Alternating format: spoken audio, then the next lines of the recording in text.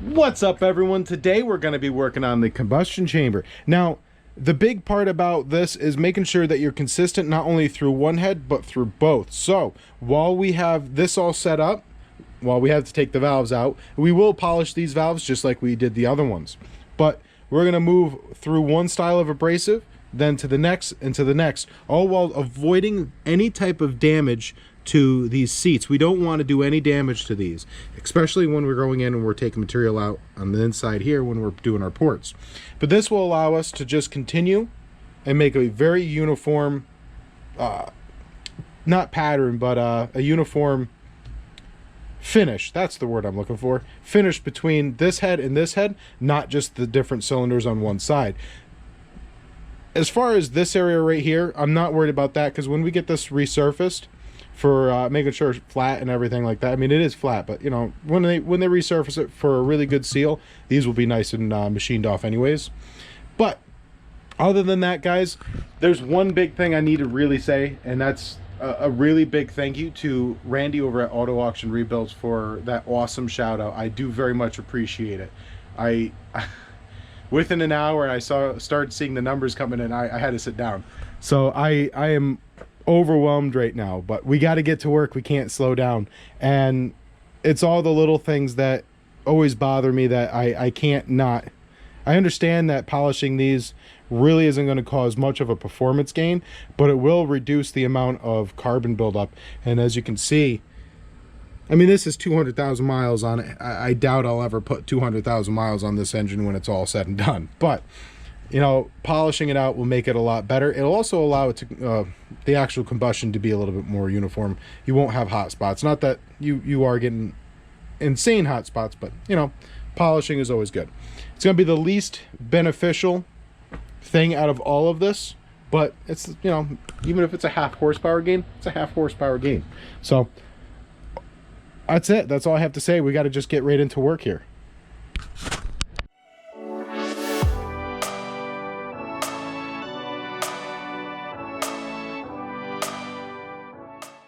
So what I'm doing right now is just taking out as much of the carbon out as possible. That way it's going to be less, it's going to gum up my abrasive tools a lot less. So we're just going to take the carbon out. And then the big thing is to remember that we're not trying to change the geometry. We want to keep this exactly the way it was. We just want to bring it down so it's nice and smooth and polished. Because I don't know if you can see the high spots or not, but it's just, you have to remember it's sand casted, and you know, unfortunately, it's just the nature of the beast. So don't change the geometry, especially with how big this combustion chamber is already. We don't want to take any more out other than just you know, flatten it and smooth it out, I should say, because we don't want it flat, we just want it smooth.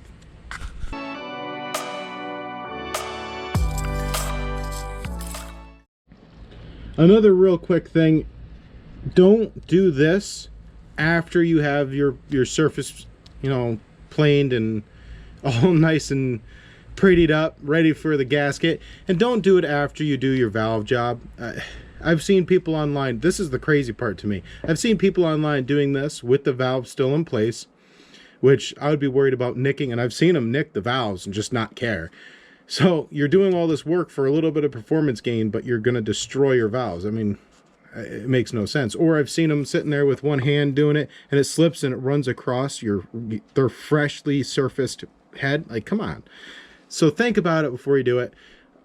Don't do your porting, your polishing, your cleaning up of the combustion chamber after you've done all your other expensive stuff or your time-consuming stuff. Lapping valves is not you know, I've seen people do it with drills, and if you feel confident enough to do it with the drill, it's like tapping with a drill.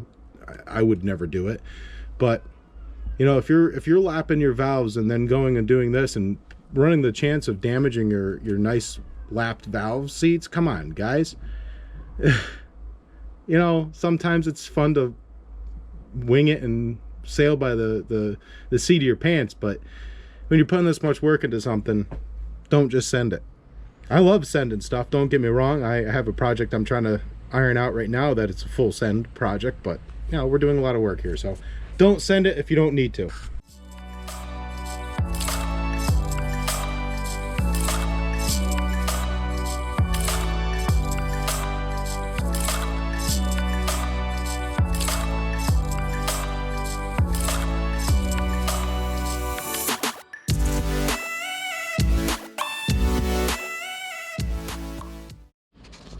Okay guys, as you can see, I'm just trying to take off just enough material, and it's more like sculpting than anything else. You really just got to be very careful.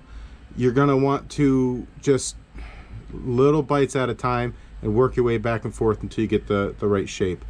Well, not shape, but consistency. So I still have a little bit of work right here, but we'll work all the way around, and I'm sure you guys don't want to. Oh, I got all kinds of stuff all over you guys. There we go. I'm sure you guys don't want to watch me do all that all day, so let me get right back to you guys and we will continue on.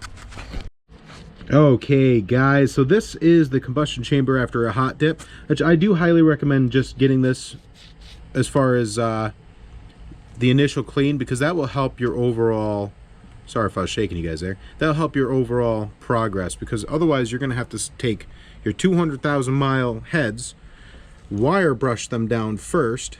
I don't know if this is focusing. If it is, awesome. If it's not, I'm sorry guys, but then you'll have to wire brush it down.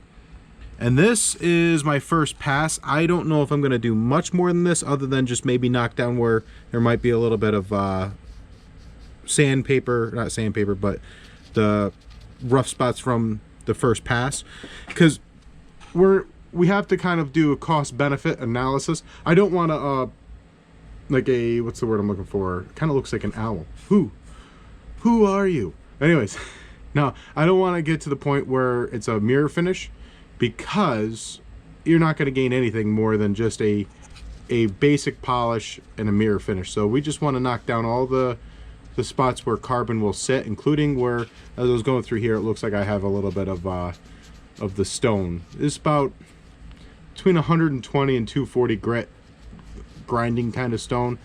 But when you're doing things, remember, like this area here, that's a very gentle taper, so don't leave any hard edges. And then when you're going through here, the little V, don't leave a hard edge here. You don't want to leave any sharp edges in here. But that's what we're aiming for. Maybe a little bit more out of this one, but not a whole heck of a lot. We want to make sure that it's clean, but we don't want to spend too much time on the combustion chambers. So we'll go ahead, keep working our way through here, and hopefully we'll get it done today.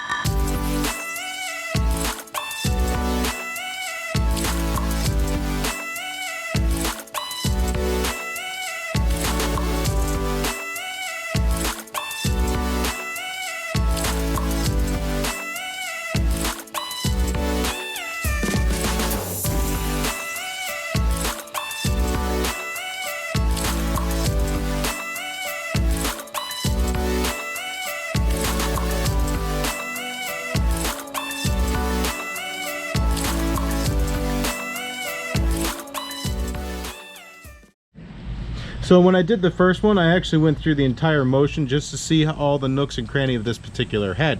So when we moved to this one, I stuck with the same tool all the way through.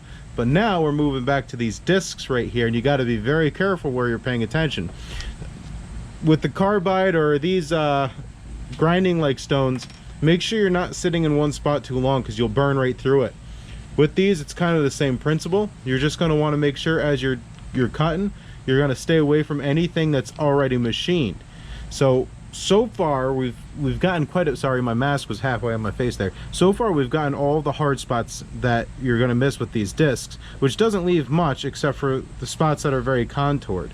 The contours are going to be really hard with those sharpening stones, unless in this situation, like up here, they were actually the same concave type of shape as this right here. You can kind of see how it rounded off a little. It fit perfect right inside there. So next we just clean it up, and then we'll move to a lesser grit, and then we'll move to a lesser grit, and then probably do a little bit of hand work on the actual the combustion chamber. So you just got to keep chugging along. Oh, something else I wanted to mention. The tools are going to do the work for you. Don't use any pressure. Just let the tool take the material off. If it's not taking it off, do a second pass, third pass, or whatever. But don't dig into the material with pressure, because it's not going to be as consistent. So just that little quick bit right there.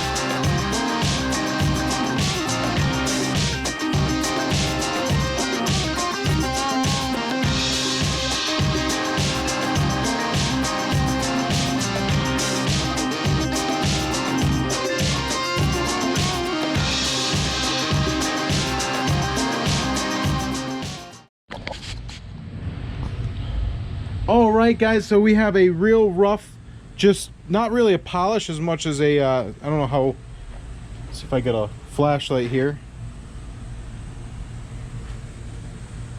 So we just knocked down the casting. That's all we wanted to do, and we just did a little quick you know, up and grit, so that it's at least a little bit knocked down, so you don't have any of the scratches and stuff. And it's one thing I can recommend, one really big thing I could recommend before doing this is bring a chair down. I started this, let's see, what time is it now? I started this close to 4 hours ago. So yeah, guys, bring a chair. But hey, that's a big important part right there, is getting that polished, not polished, but you know, knock down the casting, just so that it doesn't build up any of the carbon. Although with modern fuels you're not going to really encounter that too much with I think, what brand is it? Like, I use Stewart's nearby because I like their 91 non-ethanol gas, but I guess if you get Sunoco gas, it's actually one of the highest detergents, so it will help reduce buildup, or not buildup, yeah, buildup. So there you go, guys. That is our really down, cheap, dirty. If I recommend, if you're ever going to do this, highly recommend this Dremel. It's the 4300. It's you don't have to worry about it being charged or anything. That's why I chose this one. And this kit off Amazon, it was a Christmas present, so I don't know how much it was, but this kit came with everything you need, and including the extension and all that. Oh, and I accidentally caught my Clorox wipe with it, and yeah. They made a heck of a mess. So the next thing is we have to be pardon me, we have to be very precise on the next step, which is the porting and polishing. This side, all we were doing is just knocking off the high spots that were the from the casting. So it was still very precise. You don't want to accidentally catch any of the valves or valve seats. So not seats, the valve thing. Been here too long. So yeah, it just feels good. I was kind of not dreading doing this week, but kind of putting it off until today. But I'm always this is probably my least favorite. I mean, it's still very fun. I'm a weird person. Some people go to the bar. I would prefer spend hours on an engine. So I mean, I could always bring a beer down, but it's a little early for that. Guys, that's all I have for you today. Tomorrow we'll start the exhaust porting. So you have yourselves a wonderful night, and until the next time, have a wonderful night. I don't know. Remember, if you like the content, hit that thumbs up and hit that subscribe button down below. You have yourselves a great day.